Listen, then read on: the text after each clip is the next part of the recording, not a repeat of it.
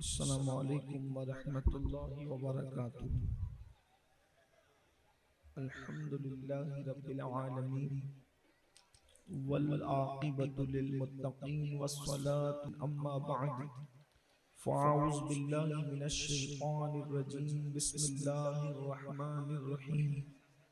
یا ایہا الذین آمنوا ادخلوا فی السلم کافۃ ولا تتبعوا خطوات الشیطان انہ لکم عدو مبین۔ صدق اللہ العظیم۔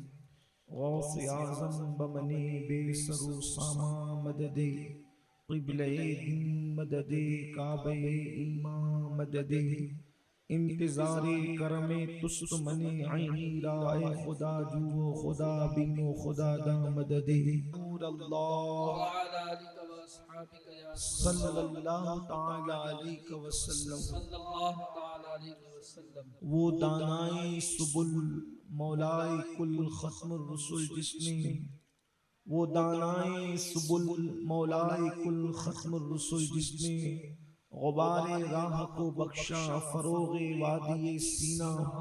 نگاہ عشق و مستی میں وہی اول وہی آخر، وہی قرآن وہی فرقان وہی یاسی وہی طٰہٰ۔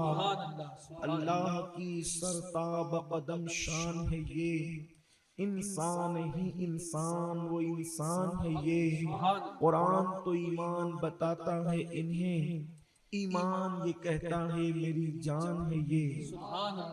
آج کی یہ محفل اس ادارے اس محلے کے 3 اداروں کی جانب سے، ادارہ سنجری فیمس سنجری فاؤنڈیشن، ہلال فاؤنڈیشن اور ادارہ خدمت خلق، تینوں اداروں کی جانب سے یہ بڑی خوبصورت سی محفل ایک بہت اہم مقصد کے لیے منعقد کی گئی ہے۔ آج آپ کو مخاطب کر کے، ویسے جلسوں میں اور پروگرامات میں زیادہ تر وہ لوگ آتے ہیں جو خود گنہگار نہیں ہوتے، لیکن آپ سے خطاب کر کے اس طبقے تک بات پہنچانا مقصود ہوتی ہے جو طبقہ جرم میں، جرائم میں اور گناہوں میں مبتلا ہے۔ ابھی مولانا غفران صاحب فرما رہے تھے کہ 2 ماہ قبل ATT کے گراؤنڈ میں جو محفل ہوئی تھی اس کے اثرات ماشاءاللہ بہت اچھے ہیں۔ میں سمجھتا ہوں کہ بلا مبالغہ سینکڑوں نوجوانوں نے مرکز پر آنے کے بعد استفادہ کیا، تربیت لی، ان کی کونسلنگ کی گئی اور آج اس علاقے میں یہ محفل رکھی گئی ہے۔ تھوڑا سا اسی گفتگو کو سامنے رکھتے ہوئے کچھ اس کے آگے کی گفتگو کرنا چاہتے ہیں۔ دیکھیے، جان اسلام میں سب سے اہم ہے، جان کی اہمیت بہت ہے اسلام میں۔ اب آپ سب کی میں خصوصی توجہ چاہوں گا اور والنٹیر حضرات سے بھی میں عرض کروں گا کہ اگر یہ محفل کوئی پیغام دینے کے لیے رکھی گئی ہے تو بہت سنجیدہ وہ بھی ہو جائیں، اور اگر صرف سر جمع کرنے کے لیے ہے تو ہم نے کبھی بھی سر جمع کرنے کی کوشش نہیں کی، کیونکہ سیاسی جلسوں میں سر گنے جاتے ہیں، یہ مذہبی جلسے ہیں، یہاں سر نہیں گنے جاتے۔ یہاں 22,000 یزیدیوں کی ضرورت نہیں ہے، یہاں 72 حسینی اہل دل چاہیے۔ اس لیے کہ 22,000 منافقوں کو لے کر انقلاب نہیں آ سکتا، لیکن وہ 72 جو کربلا والے تھے انہوں نے جو انقلاب بپا کیا ہے، آج بھی اس انقلاب کے اثرات مشرق سے لے کر مغرب تک میں گونج رہے ہیں۔ تو میری گزارش ہے کہ سب متوجہ ہوں، اور آپ سے دوسری گزارش یہ ہے کہ آپ جب بھی مجھے بلائیں، پورے شہر کے لوگوں سے، ادارے والوں سے میری گزارش ہے، جب بھی مجھے بلائیں تو جو شریعت کا معیار اور تقدس ہے اس کے مطابق اسٹیج کا ماحول ہو، اس لیے کہ اس معاملے میں میری اپنی طبیعت تھوڑی سی سخت ہے. خلاف شرع کوئی کام ایسا نہیں ہونا چاہیے جس سے منبر کا تقدس پامال ہو. یہ ابھی راستہ تھا چند گھنٹے پہلے، لیکن جیسے ہی اس پہ اسٹیج لگا اس نیت سے کہ اس سے رسول اللہ کا فرمان بیان ہوگا، تو اب یہ اسٹیج نہ رہا، منچ نہ رہا، یہ منبر رسول ہو گیا. ٹھیک ہے، اس لیے میری آپ سے گزارش ہے کہ آپ اگر مجھے بلائیں تو محفل کے تقدس اور شریعت کے تقاضے کے ساتھ، ورنہ آپ کے شہر میں مجھ سے اچھے مقرر، مجھ سے اچھے علماء، مجھ سے اچھے باعمل لوگ دنیا میں موجود ہیں. آپ کسی کا بھی انتخاب کر لیں، مجھے نہ بلائیں. اس کا آپ سب خیال کریں گے. بہت خیال آپ سب کو اس کا رکھنا ہے. اس کی وجہ یہ ہے میں کوئی سیاسی آدمی نہیں ہوں، نہ ہی میں کوئی سیٹوں کے ہاتھ کا رومال ہوں کہ آپ حضرات مجھے کہیں بھی کسی بھی طرح سے گائے کی طرح کھینچ کے لے کے جائیں. میں جہاں رہوں گا میری اپنی شرطیں، شریعت کا تقدس پامال رہے. بس اتنا سب کو خیال کرنا ہے. ایک بار سب درود شریف پڑھیں، میں گفتگو آگے بڑھاتا ہوں. اللہم صلی علی سیدنا و مولانا محمد معدن الجود والکرم وآلہ وصحبہ وبارک وسلم صلاۃ و سلام علیک یا رسول اللہ صلی اللہ تعالی علیہ وسلم. اسلام میں جان کی بڑی اہمیت ہے، جان کا بڑا تقدس ہے. سب سے پہلے آپ سمجھیں کہ آپ مسلمان ہیں، اور مسلمان ہونے کی حیثیت سے مسلمان کا جو اینڈ ہے، افکار کا، نظریات کا، سوچ کا، فکر کا، تدبر کا، سب یہ ہے آخری جو نقطہ ہے وہ اللہ اور اس کے رسول کی ذات ہے. یعنی کہ مسلمان ایک مقام پر آنے کے بعد رک جاتا ہے کہ میں کچھ بھی کروں، لیکن جہاں حکم خدا و رسول آئے گا میں نے رک جانا ہے.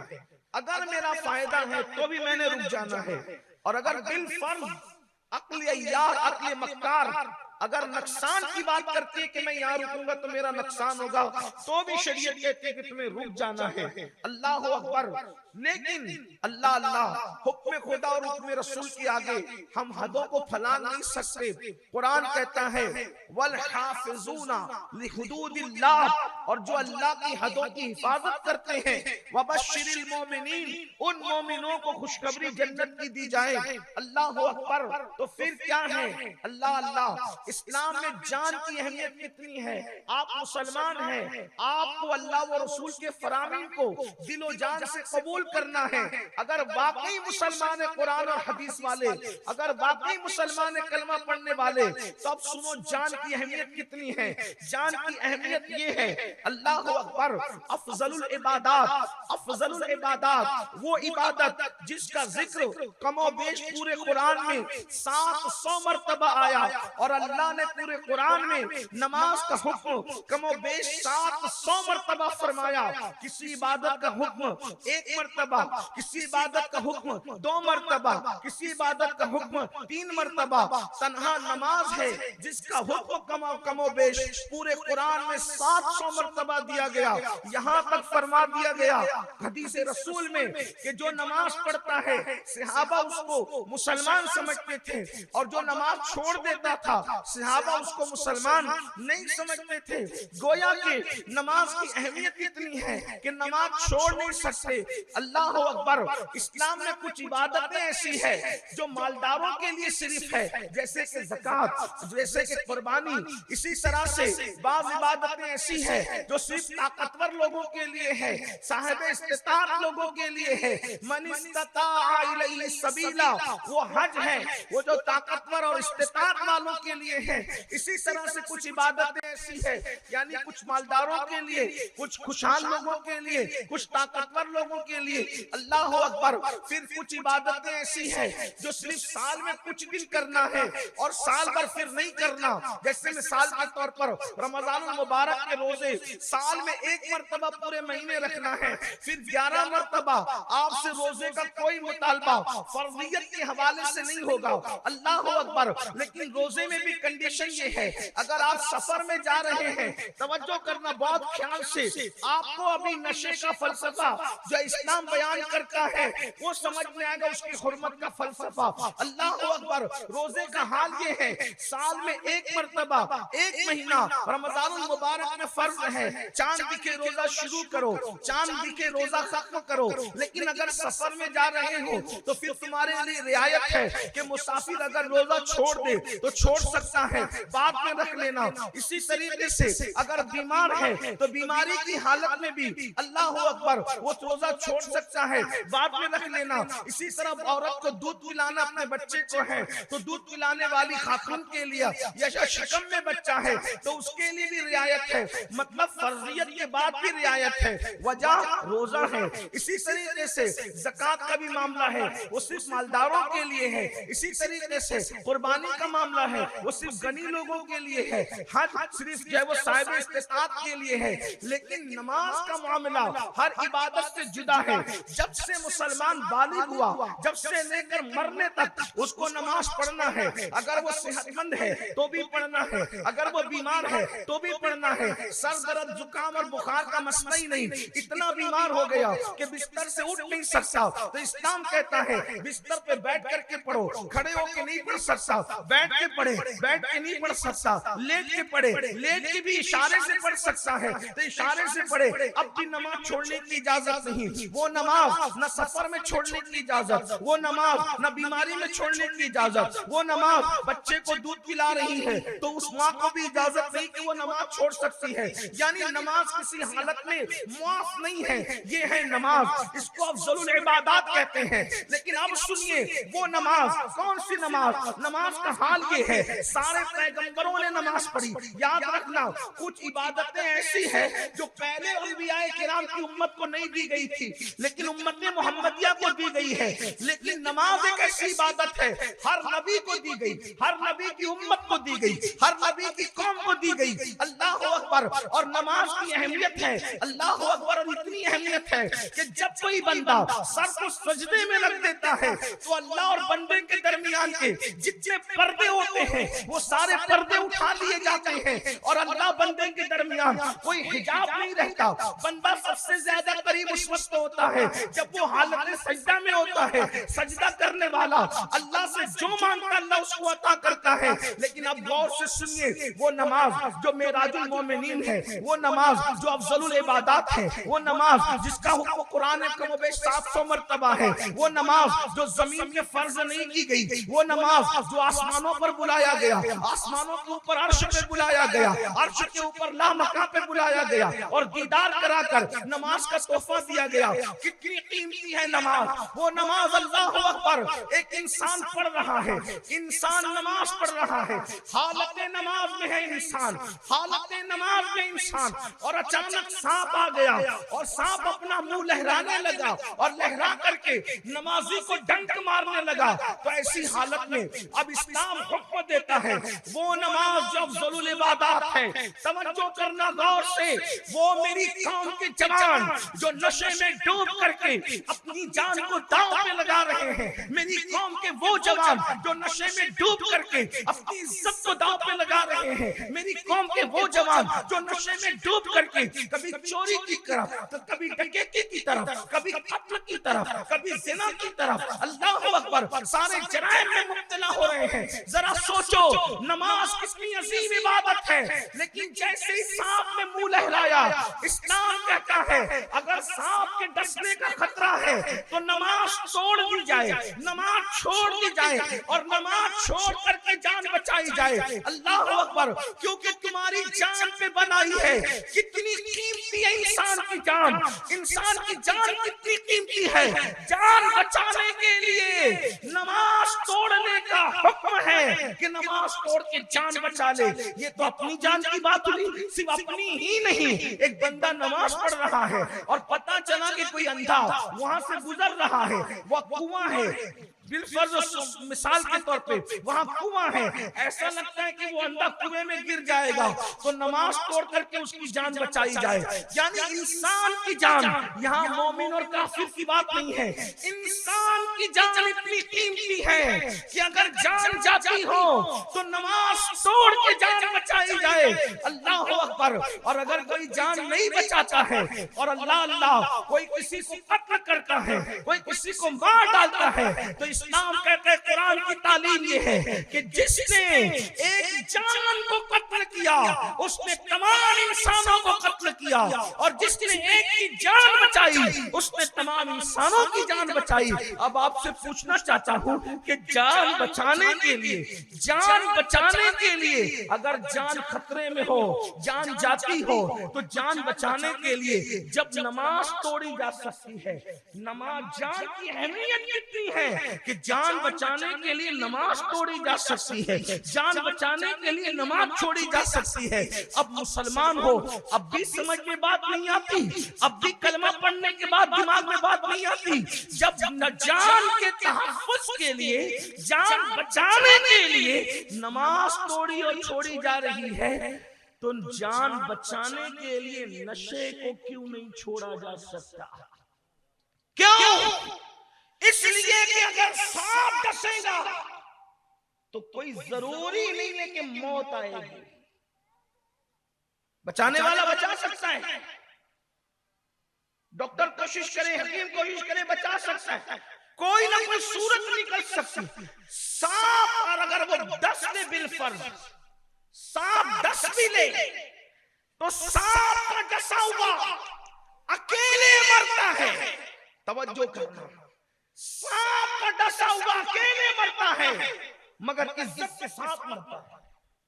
سانپ کا ڈسا ہوا اکیلے مرتا ہے، عزت کے ساتھ مرتا ہے. بچھو کا ڈسا ہوا اکیلے مرتا ہے مگر عزت کے ساتھ مرتا ہے. مگر جس کو نشہ ڈستا ہے، جس کو نشہ ڈنک مارتا ہے، وہ اکیلے نہیں مرتا بلکہ پورے معاشرے کو لے کر کے مرتا ہے، اور عزت کے ساتھ نہیں بلکہ ذلت کی موت مرتا ہے. جس کو سانپ ڈسے وہ فوراً مرتا ہے، یعنی گھر والوں کو دکھ نہیں، اتنا ٹینشن نہیں، 2-3 دن رو کر کے پھر بھول جاتے ہیں. لیکن جس کو نشہ ڈستا ہے وہ فوراً نہیں مرتا، وہ انسٹالمنٹ پر مرتا ہے، وہ قسطوں پہ مرتا ہے، وہ دھیرے دھیرے مرتا ہے، وہ عبرت کی موت مرتا ہے. اس لیے لوگوں کو خیال ہونا چاہیے. اور پھر مسلم معاشرے میں نشہ، اللہ اکبر، کتنے دکھ کی بات ہے. مسلمانوں، ہم نشہ کرنے کے لیے دنیا میں نہیں آئے تھے، ہم تو دنیا کو نشے سے روکنے کے لیے آئے تھے، ہم تو نشے پہ پابندی لگانے کے لیے آئے تھے. یہ ہماری پہچان ہے، پہچان کہ مسلمان شراب نہیں پیتا، مسلمان خنزیر نہیں کھاتا. اب یہاں پر کچھ لوگوں سے بات کہنا چاہتا ہوں، بالخصوص میری قوم کے وہ نوجوان جو اسلام کے نام پہ مر مٹنے کی بات کرتے ہیں. جتنا سور حرام ہے، جتنا سور حرام ہے اتنا ہی شراب بھی حرام ہے. تو سور کھانے والا اور شراب پینے والا گناہ کے معاملے میں دونوں برابر برابر. تو کیا وجہ ہے کہ آپ کو سور کے نام سے بھی نفرت ہے اور آپ کو نشے کے نام سے محبت ہو گئی؟ مسلم محلوں کے اندر جلسے کرنے پڑ رہے کہ نشہ نہ کرو، مسلم محلوں کے اندر نوجوانوں کو روکنا پڑ رہا ہے کہ نشہ نہ کرو. کچھ تو خیال کرو، اپنا خیال کرو، اپنی نسلوں کا خیال کرو، اپنے گھر والوں کا خیال کرو. یاد رکھو جان بڑی قیمتی ہے اور نشہ انتہائی زہریلا ہے. جب آپ نشہ کرتے ہیں یا کوئی نوجوان، کوئی انسان نشہ کرتا ہے، کسی سے بھی کرے، شراب سے کرے، ہیروئن سے کرے، ایم ڈی سے کرے، کتا گولی سے کرے، کسی اور ذریعے سے کرے، جو بھی ذرائع ہیں، بہت سی چیزوں کا تو نام لینا بھی اچھا نہیں لگتا. ڈر لگتا ہے کہ کہیں جس کو نہیں معلوم ہے اس کی معلومات میں اضافہ نہ ہو جائے نشے کے کچھ معاملات کو لے کر کے. اللہ اکبر. تو آپ جب نشہ کرتے ہیں تو نشہ کرنے کے بعد آپ کینسر کا شکار ہو سکتے ہیں، آپ کے پھیپھڑے خراب ہو سکتے ہیں.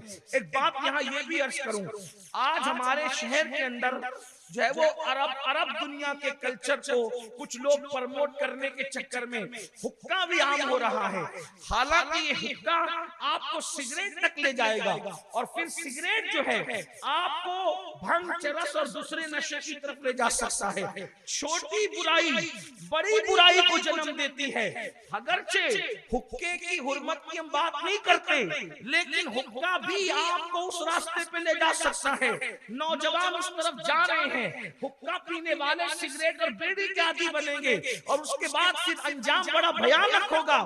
اس لیے میری گزارش ہے کہ یہ جتنے بھی نشے کی طرف لے جانے والی چیزیں ہیں، نشے کی طرف لے جانے والا سامان ہے، یہ آپ کو مختلف بیماریوں کا شکار کرے گا. نمبر 1، سب سے چھوٹی بیماری جو نشے کی وجہ سے ہوتی ہے، پہلی بیماری وہ چڑچڑا پن ہے. غصہ، بات بات پہ غصہ آنا، چڑچڑا پن ہونا، انسان کو غصے میں آنا، چڑچڑا پن کرنا. اب جب چڑچڑا پن کرے گا، بیوی سے نہیں بنے گی، دوستوں سے نہیں بنے گی، محلے والوں سے نہیں بنے گی، گھر والوں سے نہیں بنے گی. دوسری بات، پھر اس کے بعد کینسر، پھر اس کے بعد پھیپھڑوں کا مرض، پھر اس کے بعد اللہ اکبر پھیپھڑے گل جائیں گے، اللہ اکبر. پھر اس کے بعد وحشت اس کو ہوگی، پھر اس کے بعد جب وحشت ہوگی تو اس کو کچھ اچھا نہیں لگے گا.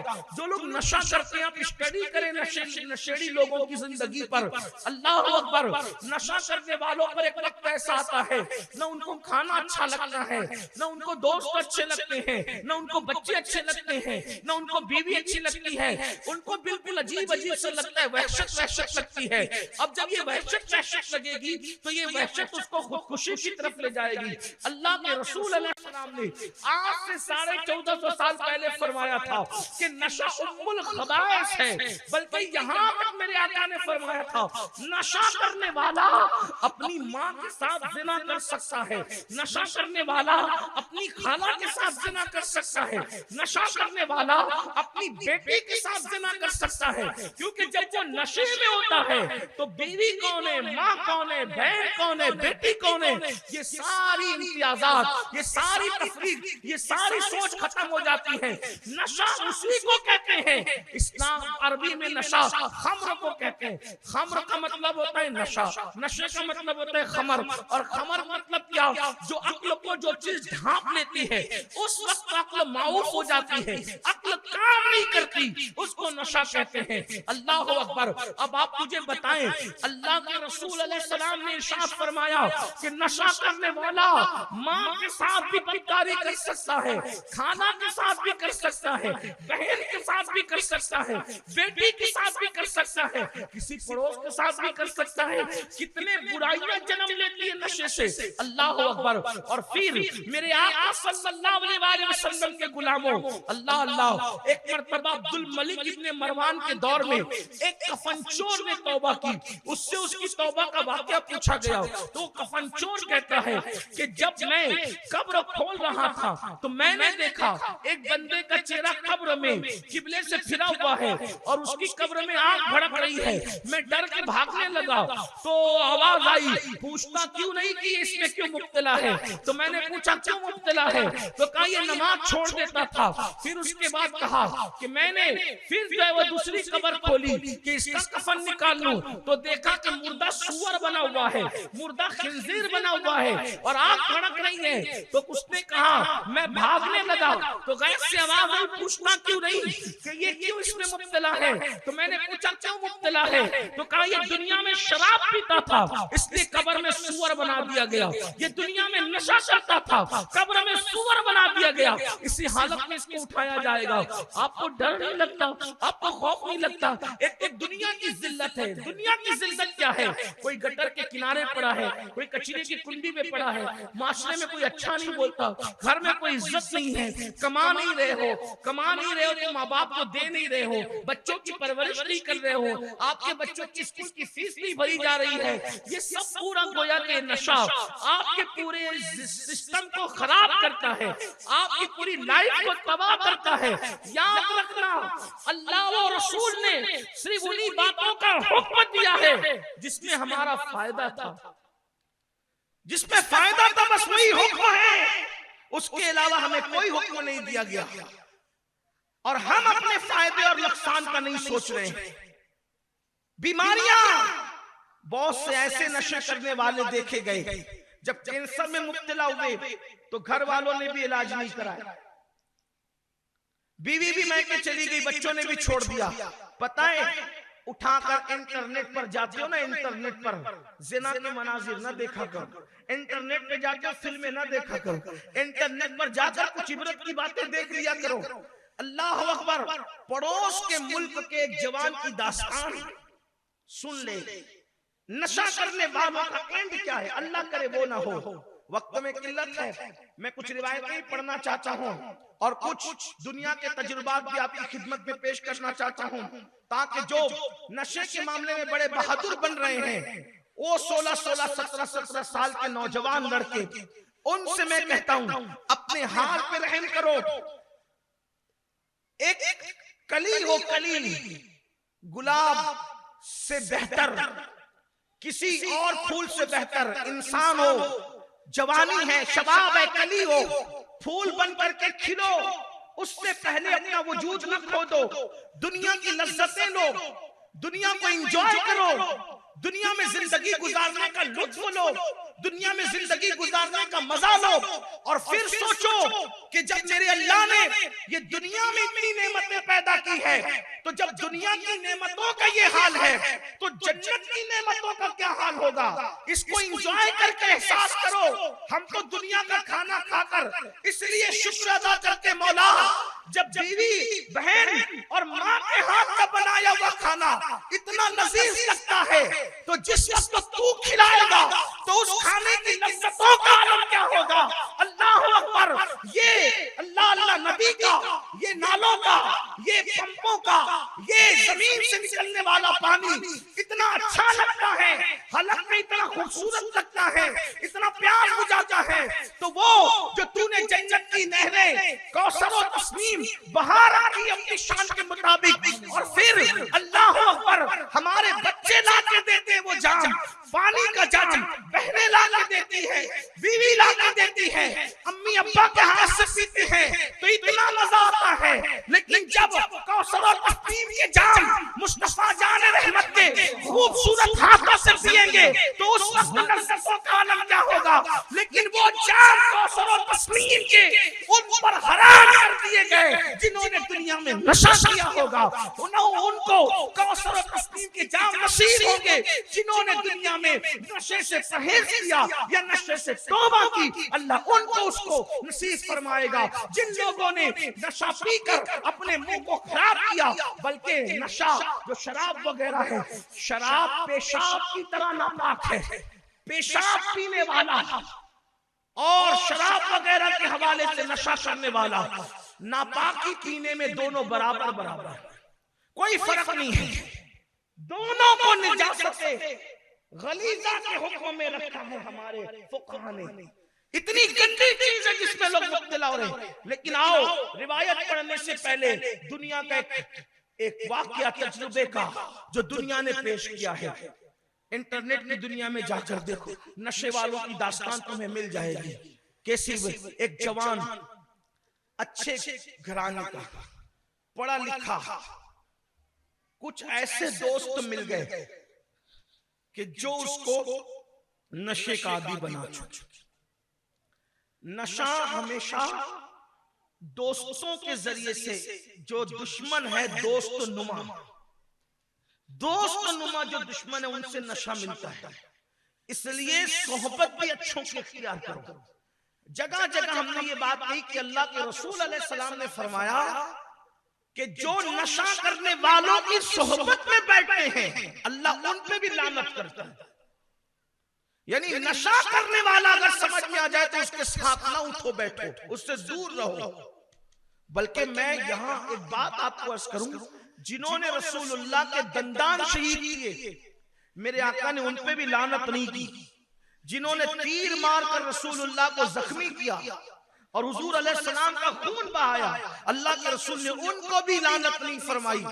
رسول اللہ کے چچا، حقیقی سگے چچا، سید الشہداء، اللہ و رسول کے شیر حضرت امیر حمزہ کو جن لوگوں نے شہید کیا اور ان کا کلیجہ جمایا، اللہ کے رسول علیہ السلام نے اس قوم پر بھی لعنت نہیں فرمائی، چچا کو شہید کرنے والے پہ بھی لعنت نہیں کی، خود کے دندان شہید کرنے والے پہ بھی لعنت نہیں کی، لیکن میرے آقا علیہ السلام نے نشہ کرنے والے اور نشہ کرنے والوں کے ساتھ اٹھنے بیٹھنے والے ان پہ لعنت فرمائی، اور جس پر رحمت للعالمین لعنت کر دیں اس کی زندگی میں کبھی خوشیاں نہیں ہو سکتی، وہ کبھی سرور نہیں پا سکتا، وہ کبھی سکون نہیں پا سکتا، وہ کبھی کیف نہیں پا سکتا۔ اس لیے میری قوم کے جوانوں، دوستوں سے یہ ملتا ہے، اور بلکہ وہ نشہ کرنے والے کسی کے دوست ہوتے بھی نہیں ہیں، وہ اپنا گروپ بڑھانے کے چکر میں کبھی دیکھتے ہیں کہ کوئی مالدار لڑکا مل جائے، کیونکہ مالدار کو ان کو ضرورت اس لیے ہے کہ وہ خود کماتے نہیں، تو کسی مالدار سے، اور اپنی یہاں کا سب بیچ چکے، برتن بھی بک جاتے ہیں ان کے، کبھی کبھی گھر بھی بک جاتا ہے۔ آپ کو کیا بتاؤں نشہ کیا ہے، بلکہ اب پڑوسی ملک کی بات بیان کرتے کرتے مجھے ایک واقعہ یاد آیا۔ برطانیہ میں ایک جوان نشے کا عادی ہوا، نشہ ادھار کرتا رہا، ایک دن شراب کی دکان پہ اس سے کہا گیا آج کے بعد ہم تمہیں دیں گے نہیں، کیونکہ تم دو گے کہاں سے پیسہ، رات دن تو نشے میں پڑے رہتے ہو، اور اتنا حساب ہو گیا کہ تم دے بھی نہیں سکتے، تو اب تمہارے پاس ہے کیا؟ تو جانتے ہیں اس نے کیا کیا؟ ایک کوئی ہوائی بات نہیں، آپ انٹرنیٹ پہ جا کے سرچ کریں آپ کو پتا چلے گا۔ جانتے ہیں اس نے کیا کیا؟ اپنی سگی بہن کو اس شراب کھانے کے حوالے بیچ دیا، اور اس کے بدلے اس نے نشے کا اور شراب کا حساب برابر کروا لیا۔ یہ پوزیشن بھی آتی ہے، نشے والوں پہ یہ پوزیشن بھی آتی ہے، آ سکتی ہے، بلکہ بہن کا سودا تو بہت سستا ہے اس اعتبار سے، حالانکہ وہ بھی کوئی چھوٹا موٹا نہیں ہے، بلکہ نشہ کرنے والے نے اپنے نبی کی جان کا سودا کیا۔ آپ کو کیا بتائیں، یہ دنیا جو مسلمانوں کو نشے میں دھکیل رہی ہے، وہ جانتی ہے کہ نشے کا انجام کیا۔ آپ کو پتا ہے یہ جو عیسائی کہتے ہیں نا کہ حضرت عیسیٰ کو سولی دی گئی، صلیب پر چڑھا دیا گیا، ایسا کچھ نہیں ہے، نہ صلیب پر چڑھایا گیا، نہ سولی دی گئی، نہ ان کو قتل کیا گیا، نہ وہ قتل کیے گئے، نہ صلیب کیے گئے، نہ سولی پہ چڑھائے گئے، بلکہ وہ سب لوگ شبہ میں مبتلا کر دیے گئے۔ اصل داستان کیا ہے؟ ایک داستان سن لیں۔ جب حضرت عیسیٰ علیہ السلام کو یہودی ڈھونڈنے لگے، یہودی دشمن عیسیٰ علیہ السلام کو ڈھونڈنے لگے، تو کہیں سے ان کا سراغ نہ ملا، تو عیسیٰ علیہ السلام کا ایک عاشق تھا، چاہنے والا، ان کا ماننے والا، ان سے محبت کرنے والا، اس کو پکڑا، وہ چاہتا تھا، محبت کرتا تھا، اس کو پکڑا۔ اس کی کمزوری یہ تھی کہ وہ نشہ کرتا تھا۔ توجہ کریں میری قوم کے جوانوں، ہر گناہ تباہ کرتا ہے، لیکن نشہ انتہائی تباہ کرنے والی چیز ہے۔ دنیا آپ کو کسی کام کا نہیں رکھنا چاہتی، دنیا آپ کو برباد کرنا چاہتی ہے۔ لوگ چاہتے ہیں بندوق سے نہ ماریں، کیونکہ وہ اپنی گولیوں کو تم سے زیادہ قیمتی سمجھنے لگے ہیں، وہ اپنی گولی سے تمہیں نہیں مارنا چاہتے۔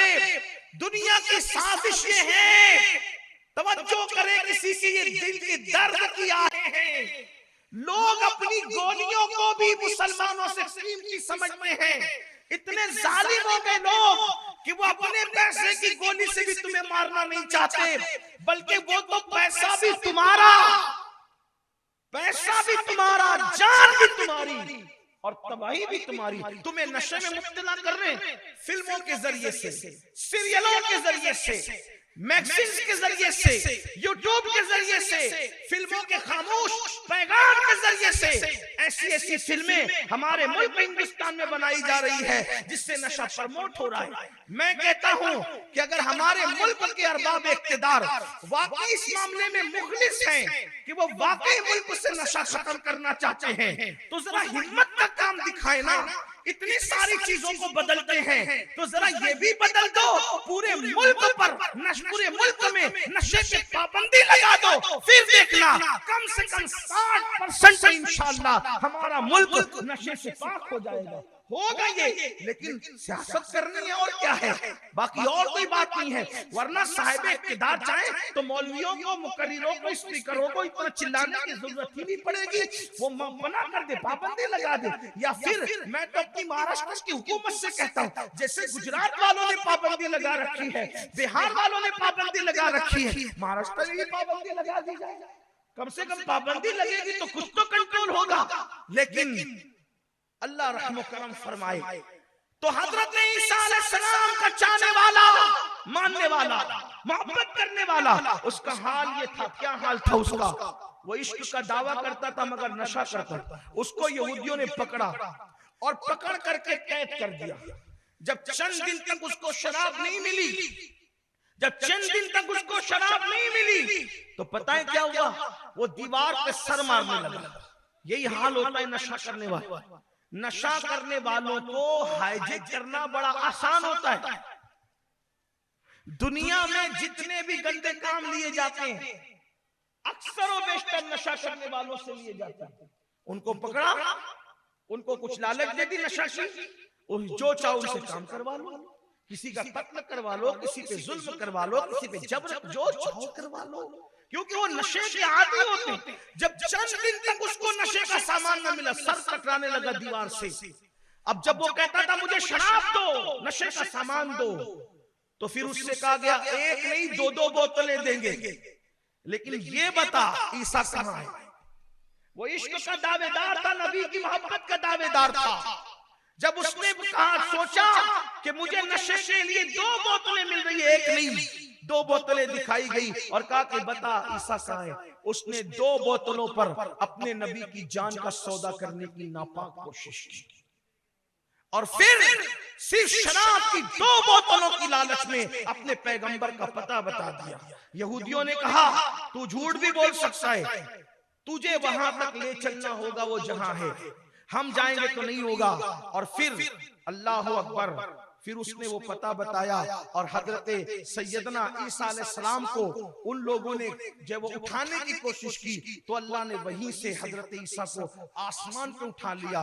اور اللہ پاک نے ایک شخص پر عیسیٰ علیہ السلام کی شباہت ڈال دی تو لوگوں کو شبہ ہو گیا کہ یہی عیسیٰ ہے. اسی کو لے جا کر سولی پہ لٹکا دیا اور عیسیٰ کو آسمان پر اٹھا لیے گئے. لیکن ایک شرابی نے اپنے نبی کی جان کا سودا صرف 2 بوتلوں کے بس کیا. ایک نشہ کرنے والے نے اپنی بہن کی آبرو کا سودا جو ہے وہ نشے کی بنیاد پر کیا. تو نشہ کرنے والوں کا کوئی ٹھکانہ نہیں، وہ کیا کر لیں گے. اس لیے نشے سے توبہ ہونی چاہیے، نشے سے بچنا ضروری ہے. اور جو نوجوان نشے سے دور ہیں ان سے میری گزارش ہے، صحبت کے لیے بہت ٹھوکو، بہت غور کرو، بہت چھان بین کرو، تب کسی کے ساتھ اٹھو بیٹھو. ایک پڑھا لکھا جوان تھا ہمارے پڑوس کے ملک کا، بہت خوبصورت، بہت حسین، بہت جمیل. چند لڑکوں کی صحبت میں نشے کا عادی ہو گیا. اچھا اب تو نشہ کالج اور یونیورسٹیوں میں بھی عام ہو رہا ہے، بلکہ عام ہو چکا ہے. اس لیے کالج اور یونیورسٹیوں میں جانے والے میرے جوانوں سے گزارش ہے، بہت چوکنا رہنے کی ضرورت ہے. بڑے چیلنجز سے ہم گزر رہے ہیں، بڑے فتنوں کے دور سے گزر رہے ہیں، اور ان فتنوں سے اگر ہمیں کوئی بچا سکتا ہے تو وہ اسلامی تصور اور تخیل بچا سکتا ہے. کیونکہ جب نوجوان اسکول کالج جاتے ہیں، یونیورسٹی جاتے ہیں، تو پھر کوئی نہیں دیکھ رہا ہوتا ہے. اس وقت ایک ہی تصور گناہ سے روک سکتا ہے، وہ یہ ہے کہ اللہ دیکھ رہا ہے. بس یہی تصور بچا سکتا ہے. اس کو نشے میں مبتلا کیا، نشے میں مبتلا ہو گیا، نوکری چھوٹ گئی.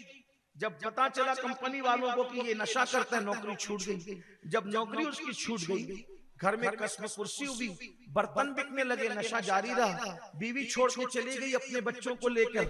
ماں باپ نے اللہ اکبر جب دیکھا کہ یہ نہیں مانتا ہے تو اس کو گھر سے نکال دیا.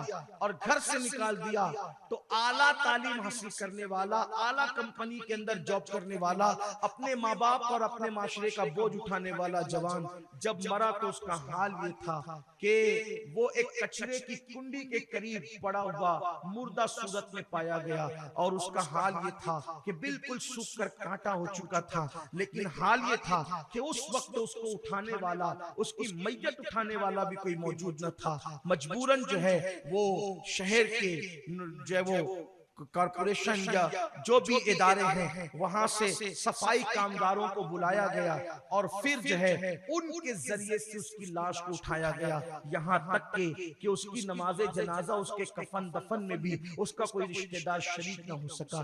یہ اینڈ ہے، اینڈ نشہ کرنے والوں کا۔ یہ دنیاوی تجربہ آپ کے سامنے جو واقعات کی شکل میں پیش کر رہا ہوں، لیکن مذہب اس بارے میں کیا کہتا ہے؟ کیونکہ ہم مسلمان ہیں، جان بچانے کے لیے اسلام نے کتنی دگ و دو کے لیے ہمیں حکم دیا، کتنی احتیاط کا حکم دیا۔ لیکن اب آئیے، اگر آپ نشہ کریں گے تو نشہ آپ کو کفر تک پہنچا سکتا ہے۔ نشہ کرنے والے پر جنت حرام کر دی گئی ہے، نشہ کرنے والے پر جنت حرام ہے۔ نشہ کرنے والا سور کی شکل میں قیامت کے دن اٹھے گا، نشہ کرنے والا قبر میں سور کی شکل میں رکھا جائے گا، اس کی قبر میں آگ بھڑکائی جائے گی۔ اور ایک روایت پڑھ کر ایک واقعہ بیان کر کے بات مکمل کرتے ہیں، اب اس کو ذرا دل کے کانوں سے سنیں۔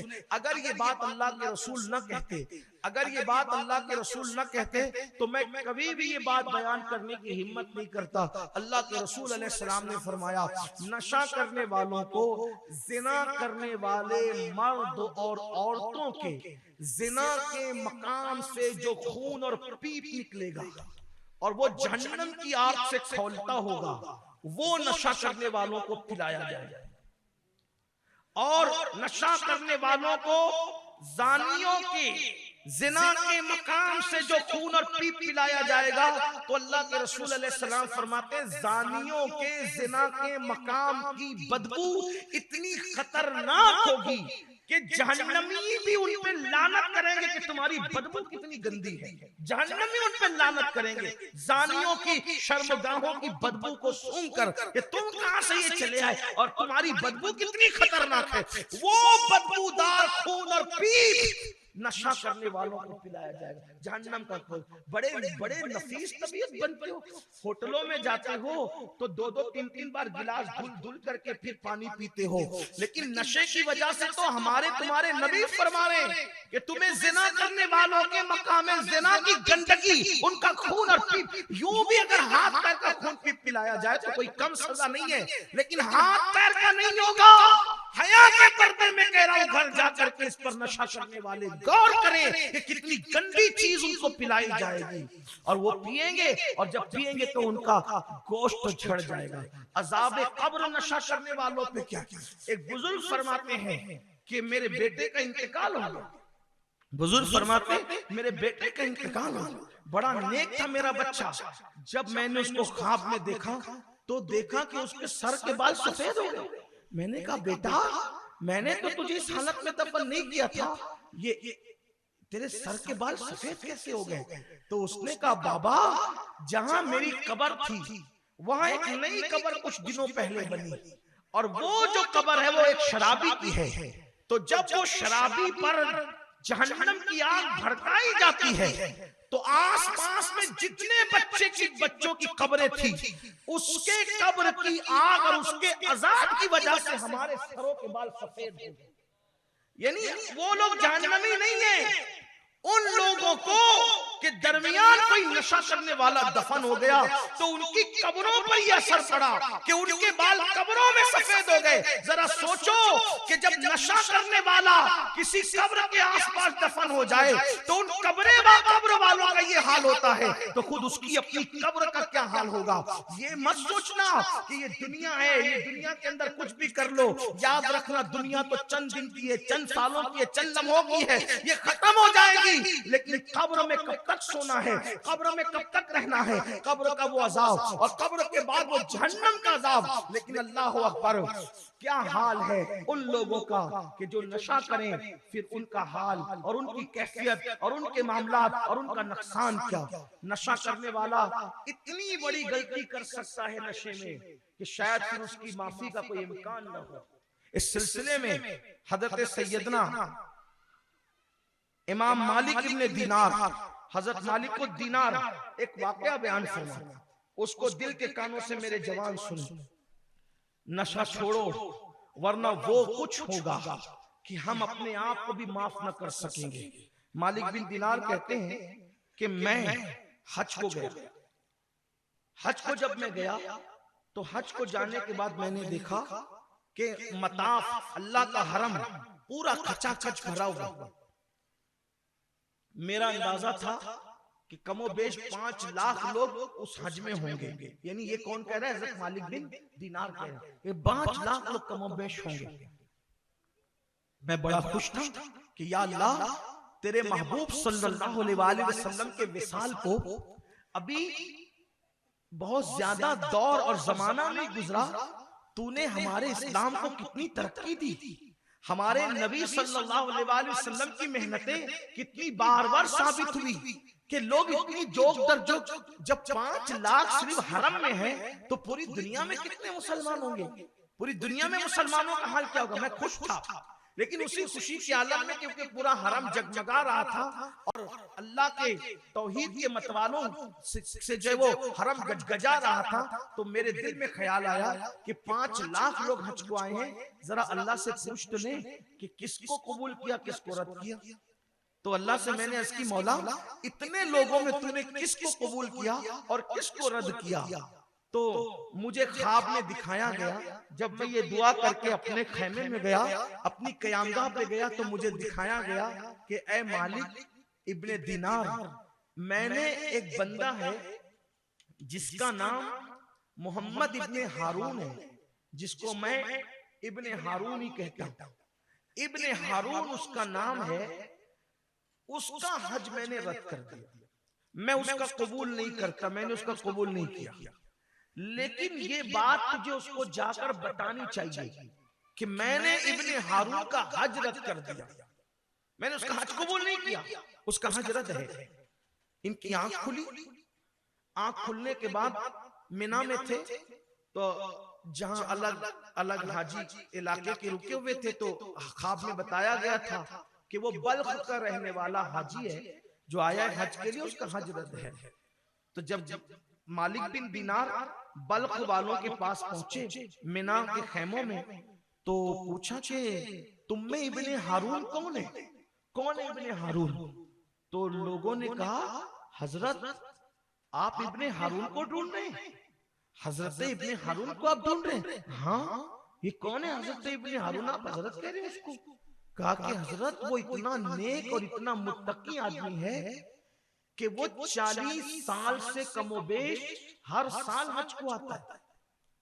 اس کو کم و بیش 40 سال ہو گئے، وہ ہر سال حج کو آتا ہے، اور وہ اتنا متقی نیک اور پرہیزگار ہے کہ وہ کبھی کسی خیمے میں نہیں رکتا، وہ کھلے آسمان کے نیچے رکتا ہے، اور وہ دن کو روزہ رکھنے والا اور پوری رات عبادت کرنے والا بندہ ہے. آپ کس کا نام لے رہے ہیں حضرت؟ حضرت مالک بن دینار نے سوچا یا اللہ مجھ سے کہا جاتا ہے کہ اس کا حج مردود ہے اور یہ اس کے اتنے قصیدے پڑھ رہے ہیں. بہرحال حضرت مالک بن دینار کو احساس ہوا کہ عوام کی بات کا بہت اعتبار نہیں کرنا چاہیے، کیونکہ عوام کسی کے بارے میں بھی جو باتیں کرتی ہے وہ اپنی سوچ کے مطابق کرتی ہے. اور آپ سے کہتا ہوں اگر پبلک آپ کی تعریف کرتی ہے، عوام آپ کی تعریف کرتی ہے، اس پہ بہت پھولنے کی ضرورت نہیں ہے، بہت خوش ہونے کی ضرورت نہیں ہے. آپ کیا ہیں یہ عوام سے نہ پوچھو، آپ اور ہم کیا ہیں جب تک خدا فیصلہ نہ کرے ہمارے جنتی ہونے کا اس وقت تک ہم میں سے کوئی اچھا نہیں ہے.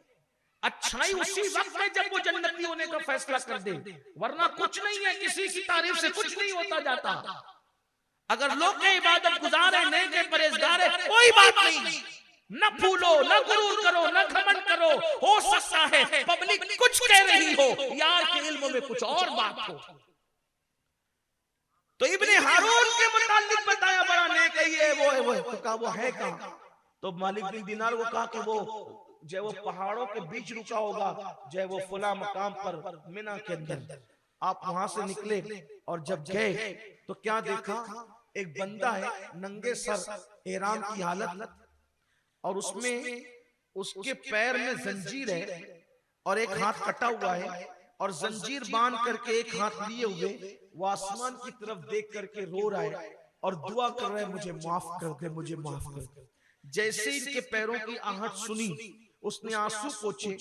یعنی وہ ریاکار نہیں تھا، سچا تھا اس اعتبار سے رونے کے معاملے میں، تو آہوزاری کے معاملے میں، اللہ کے معاملے میں وہ مخلص تھا. رو صحیح طور پہ رہا تھا، ریاکاری نہیں کر رہا تھا، تبھی تو تنہائی میں عبادت کر رہا تھا. تو جب مالک بن دینار کے قدموں کی آہٹ سنی تو اس نے آنسو پوچھ لیے اور اس نے کہا آپ کون ہیں؟ کہا میں مالک الدینار ہوں۔ کہا اچھا آپ خواب دیکھ کر آئے ہیں نا؟ اس نے کہا آپ خواب دیکھ کر آئے ہیں نا؟ اپنا خواب بیان کرو، یہی کہا گیا نا آپ سے؟ حضرت باری تعالیٰ نے یہی کہا نا، حضرت ذوالجلال نے یہی کہا نا آپ کو کہ جاؤ اور اس کو بتا دو کہ میں نے اس کا حج رد کر دیا، یہی بات ہے نا؟ حضرت مالک الدینار کو حیرت ہوئی، یہ تو بڑا پہنچا ہوا بندہ لگتا ہے کہ میرا خواب بھی جانتا ہے، خواب کا مضمون بھی جانتا ہے۔ تو آپ نے کہا اے بندے تو اتنا پہنچا ہوا ہے کہ میرا خواب بھی جانتا ہے، اس کا مضمون بھی جانتا ہے؟ کہا حضرت پہنچا ہوا نہیں ہوں، میرا تجربہ ہے، کم و بیش 40 سال کا تجربہ ہے، کم و بیش ہر سال حج کو آتا ہوں، اور ہر سال کوئی نہ کوئی ولی کو خواب میں دکھا کے کہا جاتا ہے کہ جا کے کہہ دو ابن ہارون کا حج رد ہو گیا۔ پیدل آتا ہوں حج کو، لیکن اس کے بعد بھی میرا حج قبول نہیں ہو رہا ہے، رد کیا جا رہا ہے۔ بس ہر سال یہی ہوتا ہے، کوئی نہ کوئی اللہ کا ولی آتا ہے اور آ کے کہتے ہیں تیرا حج رد ہو گیا، ہمیں حکم دیا گیا ہے سنانے کا۔ اب مالک الدینار نے کہا اے نوجوان، اے شخص، یہ بتا، یہ کہے، یہ بول کہ میرا اللہ تو کسی پہ ظلم نہیں کرتا، میرا رب تو کسی پہ زیادتی نہیں کرتا، وہ ظلم سے پاک ہے، وہ ہزاروں ماؤں سے زیادہ مہربان ہے، وہ تو تھوڑی عبادت پر بھی راضی ہو جاتا ہے۔ ضرور تو نے کوئی نہ کوئی بڑا جرم کیا ہوگا، تب اللہ تبارک و تعالیٰ تیرے ساتھ یہ سلوک فرما رہا ہے، بتا تو نے کیا کیا؟ تو اس نے کہا بہت لوگ آئے یہ بات کرنے کے لیے کہ میرا حج رد ہو گیا، لیکن آپ چونکہ پوچھتے ہیں کہ مجھ سے کیا غلطی ہوئی، تو آپ اللہ کے ولی ہے تو میں آپ کو بتا رہا ہوں۔ اب آپ غور سے سننا، اس کی غلطی کیا تھی؟ نہ اس کی نمازیں قبول ہو رہی تھی، نہ توبہ قبول ہو رہی تھی، نہ اس کا حج قبول ہو رہا تھا۔ کیا غلطی تھی اس کی؟ تو اس نے بتایا ابن ہارون نے کہ حضرت میں بہت مالدار انسان ہوں، بلخ کی سرزمین پر میں بہت مالدار انسان، اللہ نے بڑی دولت دی، بہت مال سے نوازا، لیکن جب دولت ملی تو میں غلط دوستوں کی صحبت میں پڑ گیا اور مجھے غلط دوست مل گئے، اور وہ غلط دوستوں نے دھیرے دھیرے مجھے نشے کا عادی بنا دیا، اور مجھے نشے کا عادی جب انہوں نے بنا دیا، میں اپنی ماں سے چھپ چھپ کر نشہ کرتا تھا۔ میرے نشے کی داستان صرف میری بیوی جانتی تھی، میری ماں کو پتا نہیں تھا۔ ایک دن ایسا ہوا کہ نشے کے لیے میں شراب کے اڈے پر گیا، میں خانے میں گیا اور وہاں جا کر اتنا نشہ کیا کہ وقت کا خیال نہ رہا، حتیٰ کہ شعبان المعظم کی آخری تاریخ تھی، شعبان کی آخری تاریخ تھی اور رمضان المبارک کا چاند طلوع ہونے والا تھا۔ گھر ڈولتے ڈولتے آتے آتے اتنی دیر ہو گئی کہ رمضان شریف کا چاند نظر آ چکا تھا۔ اب رمضان شریف کا چاند آج نظر آتا ہے تو ہمارے گنبد و مینار کے شہر مالیگاؤں میں کیا حالت ہوتی ہے، حالانکہ ہم ہندوستان میں رہتے ہیں، کیا پیارا سما لگتا ہے، لوگ تراویح کی تیاری کر رہے ہوتے ہیں، کتنا اچھا لگتا ہے۔ مجھے تو ایسا لگتا ہے کہ عید کے دن سے زیادہ خوبصورت وہ سما نظر آتا ہے جب لوگ رمضان المبارک کا چاند دیکھ کر، کوئی کپڑے پہن کر غسل کر کے تراویح کے لیے مسجد کی تیاری کر رہا ہوتا ہے، حافظ صاحب لوگ عشاء کے وقت کا انتظار کر رہے ہوتے ہیں، اور وہ رات بھی بڑی خوبصورت ہوتی ہے، وہ رات اتنی اچھی ہوتی ہے، رمضان شریف کی پہلی رات اللہ پاک جنت کے دروازے کھلوا دیتا ہے اور عرش کے نیچے سے ایک ہوا چلتی ہے، اور اس رات کو اللہ اپنے بندوں کو رحمت کی نظر سے دیکھتا ہے، اور جس جس پہ رحمت کی نظر پڑ جاتی ہے ان سب پر جہنم کی آگ حرام کر دی جاتی ہے، ان سب کی بخشش کر دی جاتی ہے۔ بڑی خوبصورت ہے رمضان المبارک کی پہلی رات۔ ابن ہارون کہتا ہے اے مالک الدینار، میں نشے کر کے نشے کے بعد گھر آیا تو چاند طلوع ہو چکا تھا رمضان المبارک کا، لوگ عبادتوں کی تیاری کر رہے تھے اور میں ڈولتے ہوئے آیا۔ میری امی نے مجھے پہلی مرتبہ نشے کی حالت میں دیکھا، جب میری ماں نے مجھے پہلی بار نشے کی حالت میں دیکھا، چونکہ وہ میری ماں تھی، میں اپنی ماں کا بڑا فرما بردار بیٹا تھا، میں اپنی ماں کا بڑا وفادار تھا، میری ماں مجھ سے جو کہتی تھی میں اپنی ماں کی بات پوری کر دیتا تھا، لیکن آج میں نشے میں تھا، آج میں نشے میں تھا۔ کاش میری قوم کا جوان اپنے حال پر رحم کر لے، کاش میری قوم کا جوان اپنے حالات پر رحم کر لے، اپنے لیے، اپنے ماں باپ کے لیے، اپنی آخرت کے لیے، اپنے بچوں کے لیے، اپنی بیوی کے لیے، اپنی قوموں کے مستقبل کے لیے اپنے حال گرہن کر لے. ابن ہارون کی داستان پکار پکار کر کے لوگوں کو دعوت عبرت دے رہی ہے. ابن ہارون کہتا ہے جب میں نشے کی حالت میں لوٹا, میری ماں نے مجھے پہلی بار نشے میں دیکھا. ماں نے دیکھ کر غصے میں آئی اور کہا بدبخت, رمضان المبارک کی پہلی رات یا شیطان بھی قید کر دیے جاتے ہیں, تو نشہ کر کے آیا. اور میری ماں نے مجھے غصے میں آ کر ایک تماچا مارا, کیونکہ میری ماں کا میں بڑا فرما بردار تھا. جیسے ہی میں نے ماں کا تماچا کھایا, اللہ اکبر, چونکہ میں نشے میں تھا اور مجھ پر نشہ سوار تھا, تو میں نے تماچا کھانے کے بعد شیطان کے ہاتھ کی کٹکتلی بن گیا. اور کٹکتلی بننے کے بعد میں نے نشے کی وجہ سے اپنی ماں پر ہاتھ اٹھا دیا اور میں نے اپنی بوڑھی ماں کو ایک تماچا مارا. لیکن میری ماں نے تو مجھے ایک تماچا مارا تھا, لیکن میں نشے کی وجہ سے اتنا پاگل ہو چکا تھا کہ میں نے ایک نہیں اپنی امی کو کئی مرتبہ مارا. اور مارتے مارتے میں نے اپنی بوڑھی ماں کو اٹھایا اور اٹھانے کے بعد جلتے ہوئے تندور میں میں نے اپنی ماں کو پھینک دیا, جلتے ہوئے آگ میں اپنی ماں کو پھینک دیا. اس کے بعد مجھے نہیں پتا کیا ہوا. آخرکار جب صبح ہوئی, صبح کے وقت میں نے اپنی بیوی کو, فرما بردار بیوی کو آواز دی. میری بیوی نے بہت تلخ لہجے میں جواب دیا, اور تلخ لہجے میں جواب دینے کے بعد میں نے پوچھا بی بی اتنی کیوں تلخ ہو گئی ہے؟ تو کہتی ہے اگر رات کا خیال نہ ہوتا تو میں رات ہی کو گھر سے چلی جاتی. بدبخت, کمبخت, جب تو اپنی ماں کا نہ ہوا تو تم میرا کیا وفادار ہو سکتا ہے؟ میں نے کہا ماں کا نہیں ہوا کیا مطلب کہہ رہی ہو, کیا بکتی ہو؟ چونکہ میرا نشہ اتر چکا تھا, نشہ ختم ہو چکا تھا. میں نے پوچھا کیا بک رہی ہو, ماں کا وفادار نہیں؟ میں اپنی ماں سے کتنی محبت کرتا ہوں تم جانتی ہو. تو کہا دیکھ تیری ماں کا کیا حال ہے. میں نے دیکھا میری ماں جلی ہوئی روٹی کی طرح, جلے ہوئے کوئلے کی طرح مردہ پڑی تھی. میں نے پوچھا یہ کیا ہوا, یہ کیسے ہوا؟ میری بیوی نے پوری داستان بتائی کہ تو نشے میں تھا, تیری ماں نے تجھے ایک تماچا مارا اور تو نے اپنی ماں کو اتنا مارا اور مارتے مارتے تندور میں ڈال دیا. اس دن مجھے احساس ہوا ابن ہارون تو نے اپنی زندگی کی بہت بڑی غلطی کی, لیکن پچھتاوے سے کا ہوت جب چڑیا چگ گئی کھیت. اب وہ کچھ ہو چکا تھا جس کا مداوا نہیں ہو سکتا تھا.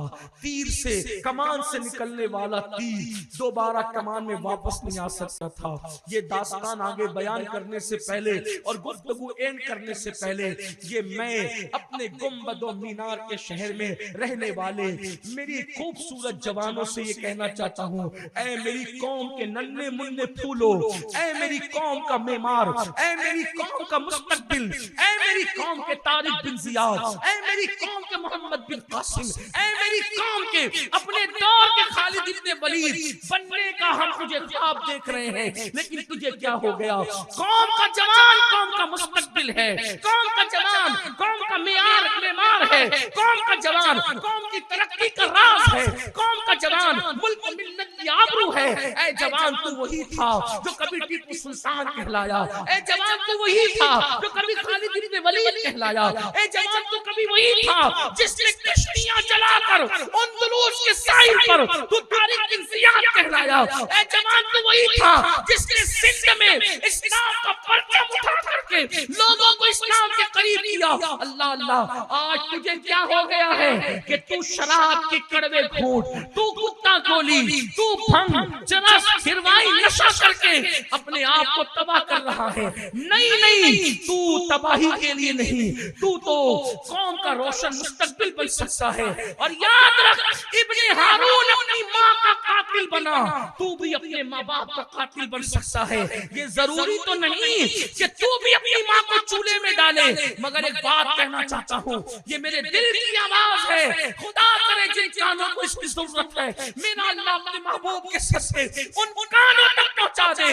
ابن ہارون کی ماں چولہے کی آگ میں جلی تھی. اگر تم نشہ کر رہے ہو تو تمہارے ماں باپ ٹینشن کی آگ میں جل رہے ہیں, ڈپریشن کی آگ میں جل رہے ہیں, تکلیف کی آگ میں جل رہے ہیں. اور سن لو, ابن ہارون کی ماں چولہے کی آگ میں جل کر چند منٹ اور چند گھنٹوں میں نجات پا گئی، لیکن تمہارے ماں باپ اللہ اکبر تم کو ٹینشن دے کر کے ٹینشن کی آگ میں جل رہے ہیں، وہ تو نجات نہیں پا رہے ہیں، ہر وقت بے چین ہے، ہر وقت بے قرار ہے۔ کسی کا باپ کسی مولوی صاحب سے تعویذ دے کے کہتا ہے حضرت کچھ کرو میرا بچہ سدھر جائے، اللہ اکبر، اگر وہ اس ٹینشن میں مر گئے تو اللہ تمہیں کبھی معاف نہیں کرے گا۔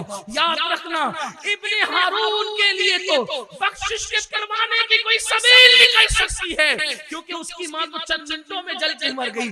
کتنا جلاؤ گے اپنی ماں کو، کتنا جلاؤ گے اپنے باپ کو، دنیا کی آگ کی جلن اتنی سخت نہیں ہوتی جتنا اولاد کو دیکھ کر ٹینشن کی جلن سخت ہوتی ہے، تکلیف کی جلن سخت ہوتی ہے۔ اس باپ کے دل سے جا کے پوچھ، اس باپ کے دل سے جا کر جس کا بیٹا شراب پیتا ہے، بلکہ وہ شرابی لوگ، وہ نشہ کرنے والے لڑکے، اگر اللہ ان کو وہ دن نہ دکھائے، ان کو اپنے ماں باپ کے دکھ کا احساس اس دن ہوگا، اس دن جس دن ان کا بچہ نشہ کر کے ڈولتے ہوئے آئے گا، کسی کو قتل کرے گا، چوری کے کیس میں پکڑا جائے گا، مار کھائے گا، جیب کاٹ میں پکڑا جائے گا، تو جو تمہارے دل پہ گزرے گی آج وہ تمہارے ماں باپ کے دل پہ گزر رہی ہے۔ تمہارے ماں باپ کو ذلیل کرنے لوگ معاشرے میں، اور نشہ کرنے والے جوانوں، آج جب تمہارے ماں باپ نکلتے شادیوں میں تو وہ منہ چھپا کے نکلتے کہ دیکھ وہ فلانے کا، وہ جو نشہ کرتا ہے نا اس کا باپ ہے، وہ فلانے کا اس کی ماں ہے، اس کی بہن ہے۔ یاد رکھنا میں ایک ایسے خاندان کو جانتا ہوں، اللہ اکبر، جن سے رشتہ میرے نانا کے دور سے اس فیملی سے تھا، شریف لوگ تھے، لیکن بیٹا نشہ کرنے کا عادی بنا، گنڈا بنا، قاتل بنا، پوری فیملی مالے گاؤں چھوڑ کر کے ان کو اپنے اصل وطن کی طرف ہجرت کرنا پڑی۔ آج تک اس کی بہن کی شادی نہیں ہو سکی، کیوں؟ کیونکہ وہ فلانے کی بہن ہے جو گنڈا گردی کرتا ہے، قتل کرتا ہے، چیٹر ہے۔ ایک نشہ سب کو تکلیف، کیوں؟ کیا کرتے کیوں کرتے ہو؟ پورے گھر کو، پورے معاشرے کو، پورے سماج کو کیوں تباہ کرتے ہو؟ نکلو اس کھول سے، ہمت کرو، حوصلہ کرو۔ آپ سوچتے ہو میں کیسے چھوڑوں گا؟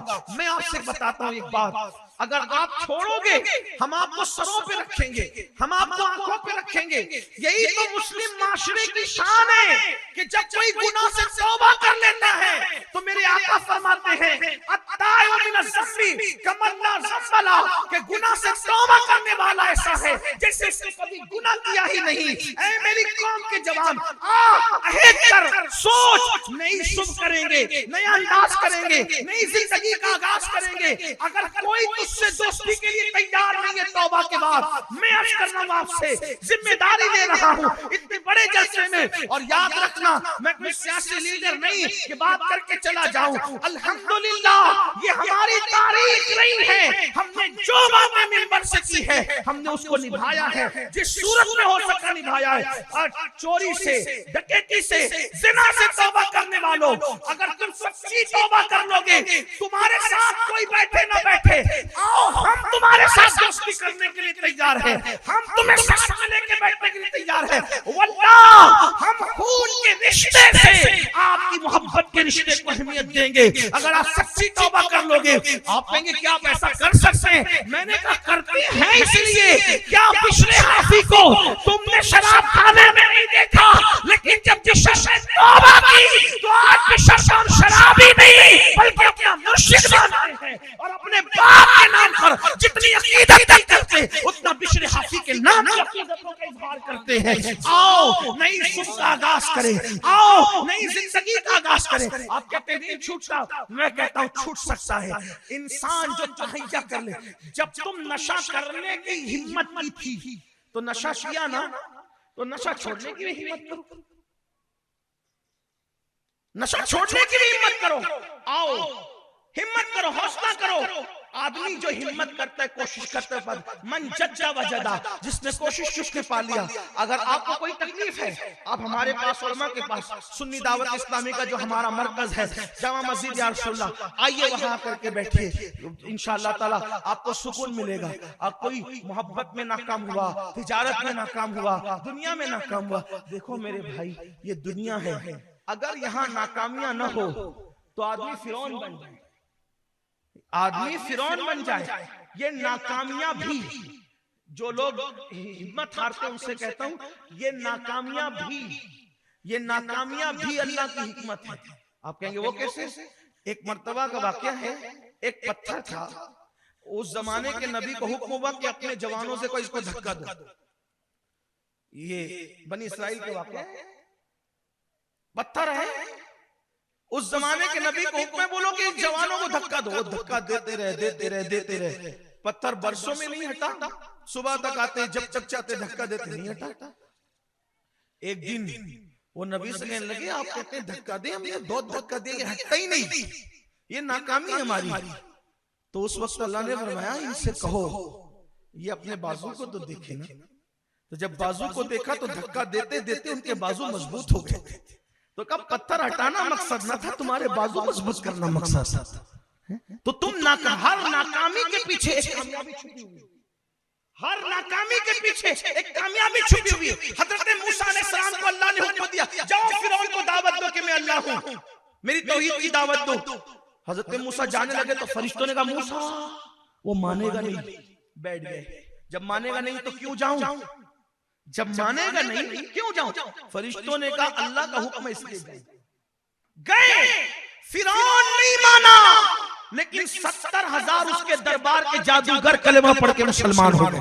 دیکھا بظاہر جو چیز آپ کو ناکامی لگتی ہے، ہر ناکامی کے پیچھے ایک کامیابی چھپی ہوئی ہے، ہر مصیبت کے پیچھے دوہری رات چھپی ہوئی ہے. ان مع العسر یسرا، اللہ اکبر ایک مقام ہے، فإن مع العسر یسرا، ان مع العسر یسرا.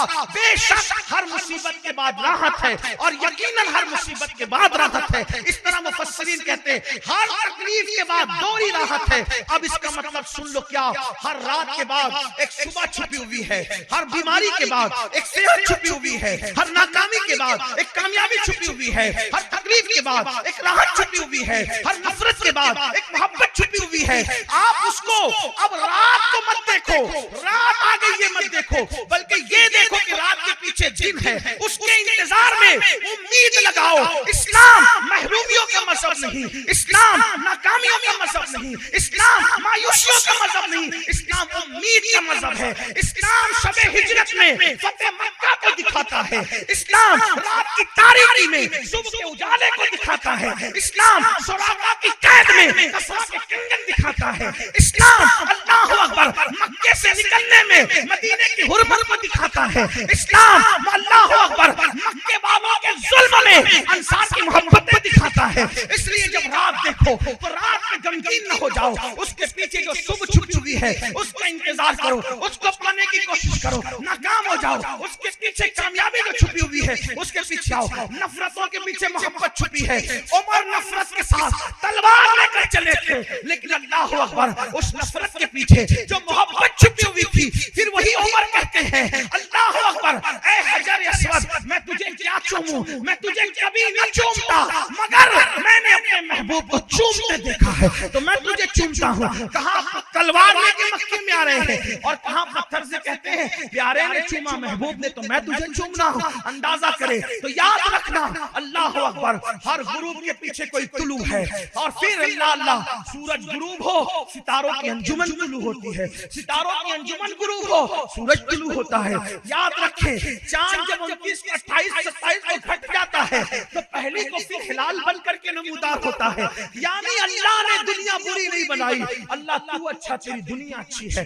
اب میرا انتظار اپنا اپنا ذوق ہے، اپنا اپنا حوصلہ ہے، اس لیے ہمت مت ہارو، حوصلہ کرو، آگے بڑھو، ترقی کرو، ملک کو ترقی دو، محلے کو ترقی دو. اور یہاں جو نوجوان ہیں میں ان سے گزارش کرتا ہوں جو نشہ نہیں کرتے ان کی اکثریت ہے، جس کو نشہ کرتے دیکھو اس کو سمجھانے کی کوشش کرو، اس کی صحبت اختیار مت کرو، علماء سے اس کی ملاقات کراؤ، مرکز پر لاؤ، جو کر سکتے ہو کرو. صرف جلسے کر کے ہمیں کسی کی واہوائی نہیں لوٹنا، ہمیں ایک تحریک چلانا ہے، ایک مشن چلانا ہے. انشاءاللہ تعالی کچھ نہ کچھ ہوگا. ابھی ایک پروگرام کا اتنا اثر ہوا 23 نومبر والے 23 ستمبر والے کہ ماشاءاللہ سینکڑوں جوانوں نے توبہ کی. اب یہ یہاں باکس لگے ہوئے ہیں، اگر کوئی ایسا جوان یہاں موجود ہے کہ جو نشہ کرتا تھا، چونکہ ہم پبلک میں اٹھائیں گے تو نہیں اس کو، وہ اپنا نام لکھ کر کے یہ ڈبے میں باکس میں ڈالے گا، وہ کہ میں نے توبہ کی تاکہ ہمیں پتہ چلے کہ اس طرح کے پروگرام کا کیا ہو رہا ہے، اور انشاءاللہ ہم خاموش نہیں بیٹھیں گے، ہم یہ آواز لگائیں گے، صدا لگائیں گے. ہمارے الحمدللہ ہمارے شہر کے سیاسی لوگ بھی، سماجی لوگ بھی، اور اب تو پولیس محکمہ بھی جو ہے وہ کچھ سپورٹ کے لیے آگے بڑھ رہا ہے. بس اتنا ہے کاش کہ یہ سپورٹ جو ہے وہ مخلصانہ سپورٹ آگے کی طرف بڑھے تو نشے کا خاتمہ کر سکتے ہیں. ابن ہارون کی بات پوری کر دوں، اللہ اکبر. تو ابن ہارون کہتا ہے میری ماں کو میں نے جب جلا دیا اور ماں جل گئی، مر گئی نشے کی حالت میں، تو پھر میں نے میری بیوی نے کہا کہ تو نے یہ سب کیا، تو میں نے اپنا ہاتھ، جس ہاتھ سے ماں کو مارا تھا اس ہاتھ کو میں نے کاٹ دیا، اپنے پیر میں زنجیر ڈالتا ہوں. بیوی میں کے چلی گئی، میں نے جو ہے اپنا محل بیچ دیا، غلام آزاد کر دیے، کنیز آزاد کر دیے، ساری دولت میں نے اللہ کی راہ میں صدقہ کر دی. اور اب اس دن سے ہر دن روزہ رکھتا ہوں، ہر رات نماز پڑھتا ہوں، مٹھی بھر چنے پر افطار کرتا ہوں، وہی میری غذا ہے، اور مکہ شریف پیدل آتا ہوں لیکن میری عبادت قبول نہیں ہوتی. حضرت مالک الدینار نے سنا اور سن کے کہتے ہیں او بدبخت، جا اللہ تجھے کبھی معاف نہ کرے، اللہ تیری کبھی مغفرت نہ کرے، تو ماں کا قاتل ہے. مجھے بتاؤ ماں کا قاتل کتنا بدترین ہوتا ہے. ماں کو جس نے ستایا، تکلیف دی، مرتے وقت اس کی زبان پہ کلمہ نہیں آتا، جو ماں کو قتل کر دے، باپ کو قتل کر دے، اس کا انجام کیا ہوگا. اس لیے نشے کا بائیکاٹ کرو. کیا میں امید کرتا ہوں ہمارا پورا شہر الحمدللہ جڑ رہا ہے اس تحریک میں، آپ بھی جڑیں گے انشاءاللہ، ساتھ دیں گے آپ ہمارا. اس میں کتنے لوگ ہیں ذرا ہاتھ اٹھائے، ساتھ دیں گے. جب بلایا جائے گا آپ آئیں گے انشاءاللہ انشاءاللہ. اور اپنے اب اختتام کر رہے ہیں، بات تقریر ختم ہو رہی ہے. میری گزارش ہے محلوں کو صاف رکھیے، اپنے محلوں کو صاف رکھیے، پاس پڑوس کی بیٹیوں کا خیال کیجئے، ان کو رشتے نہیں آتے تو ان کے رشتے لگانے کی کوشش کیجئے.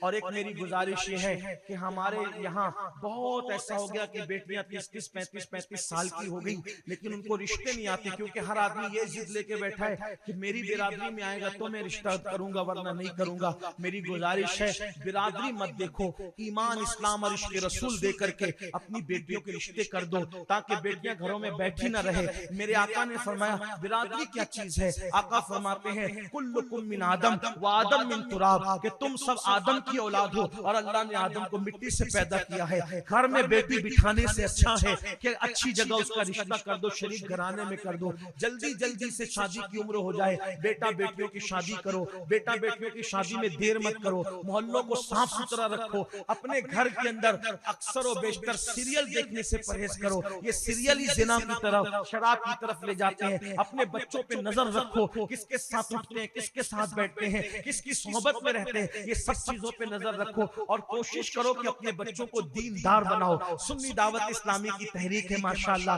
اپنے بچوں کو تحریک سے جوڑو، تحریک سنی دعوت اسلامی سے قریب کرو. انشاءاللہ آپ کے بچوں میں انقلاب آئے گا، تبدیلی آئے گی. اللہ نے چاہا تو ایک نئی صبح کا آغاز ہوگا. یہ صبح جو کبھی فردا ہے کبھی ہے امروز، نہیں معلوم کی ہوتی ہے کہاں سے پیدا. یہ صبح جو کبھی فردا ہے کبھی ہے امروز، نہیں معلوم کہ ہوتی ہے کہاں سے پیدا.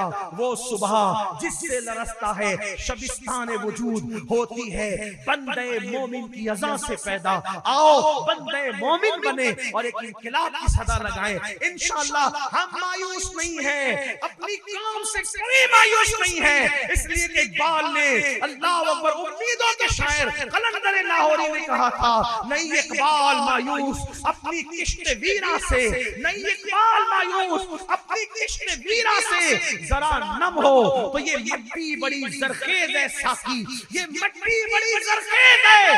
انشاءاللہ عشق رسول کے پانی سے جب یہ تر ہو جائے گی تو اس میں انشاءاللہ تعالی عبادتوں کے پھل پھول کھلیں گے. ایک نئے انقلاب کا آغاز ہوگا. امید ہے میرے جوان اس پر توجہ فرمائیں گے.